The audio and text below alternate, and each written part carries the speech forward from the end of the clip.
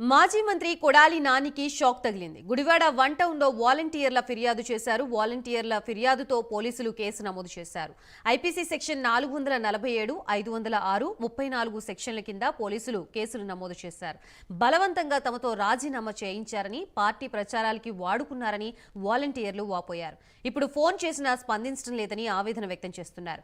CM Chandrababu తమకు న్యాయం చేయాలని వాలంటీర్లు వేడుకుంటున్నారు. కొన్ని సంవత్సరాల విధులు నిర్వహించానండి. అయితే రీసెంట్ గా ఏం జరిగిందంటే, పార్టీ ఎప్పుడైతే ఎలక్షన్ కూడా వదిలాడో మా ఇంటికి వచ్చి పార్టీ ఇన్ఛార్జీలు, కన్వీనర్లు, గృహసారథు మాకు 1కి 10 సార్లు ఫోన్ చేసి మీరు జాబ్ రిజైన్ చేయండి, మా పార్టీ అధికారం రాగానే మీ జాబ్ మీకు ఇస్తాము, మీకు ఎటువంటి భరోసా ఉండదు, మన పార్టీ రాగానే మీకు అప్పు చెప్తాం, మీ జాబ్ మీకు ఉంటది, లేని పక్షంలో మేము ఏదో ఒకటి మీకు చూస్తాము అని అన్నారు. కానీ ఈ రోజు పరిస్థితి ఏం జరిగిందంటే, మేము ఒకళ్ళ ఇంటికి వెళ్తేనండి ఇదిగో కూర్చొని వస్తామని మమ్మల్ని ఇటు చూసి అటు పరిగెట్టి వెళ్ళిపోతున్నారండి. మేము అక్కడ పరిస్థితి చూసైనా మీరు దయచేసి ఒక్కసారి మా యొక్క ఆవేదన వింటారని చెప్తున్నాను.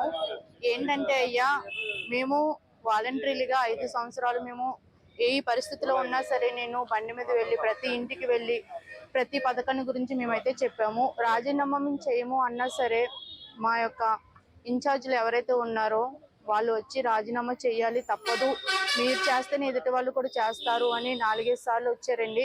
నేను హ్యాండిక్యాప్డ్ పర్సన్నే, మా వారు కూడా హ్యాండిక్యాప్డ్ పర్సన్. ఆయన కూడా మాకేం ఆధారం లేదండి. ఇచ్చే 5,000 కోసం మేము వాలంటీర్లుగా చేసుకునే వాళ్ళము.